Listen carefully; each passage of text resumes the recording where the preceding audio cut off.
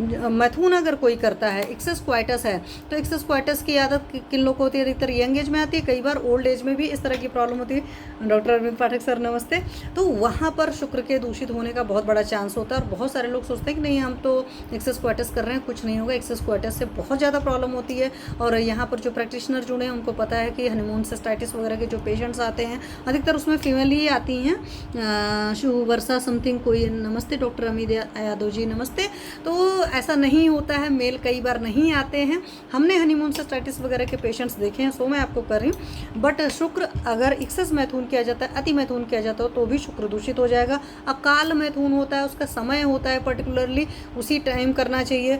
जैसे अगर मैं यहीं पर एस्ट्रोलॉजी की बात करूँ तो जिनका भी सन वेनस के साथ कनेक्टेड होता है तो उनको कभी भी दिन में सेक्स या क्वाइटस नहीं करना होता है।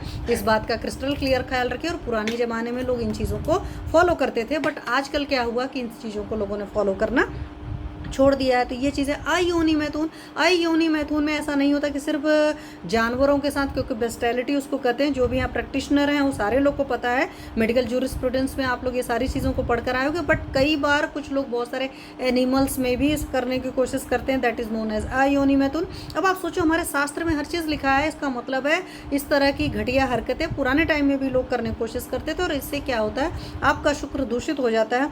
मैथुन में स्त्रियों को हर्ष प्राप्त न करा सकना, तो यहाँ पर क्या होता है एक इंसान के अंदर मेंटल ट्रॉमा टाइप का रहता है, बहुत परेशान रहता है, कंफ्यूज सा रहता है, इरिटेटेड सा रहता है। अगर कंफ्यूज मैं कहूँ तो इरिटेटेड सा रहता है, तो वहाँ पर भी शुक्र दूषित हो सकता है।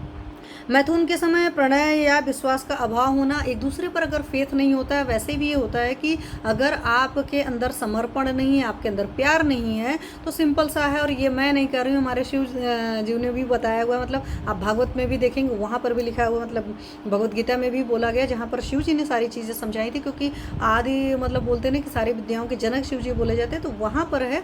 और इस बात को बहुत बड़े बड़े लोगों ने काउंट किया है कि जब आपके अंदर किसी के अंदर प्रेम और समर्पण नहीं होता है, और अगर आप सेक्स करते हो, तो उस वक्त वो सिर्फ just waste of time, waste of energy होता है, क्योंकि उससे आपके अंदर कोई ग्रोथ नहीं आती है। हमेशा क्या होना चाहिए? ग्रेटिट्यूड होना चाहिए। ग्रेटिट्यूड की फीलिंग चाहे मेल हो चाहे फीमेल, दोनों के लिए एप्लीकेबल होता है।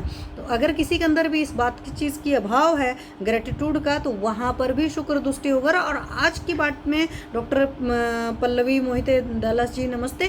क्यों मैं बात कर रही हूँ? आज की डेट में अगर आप देखोगे मेजॉरिटी रिश्तों में ग्रेटिट्यूड की कमी है।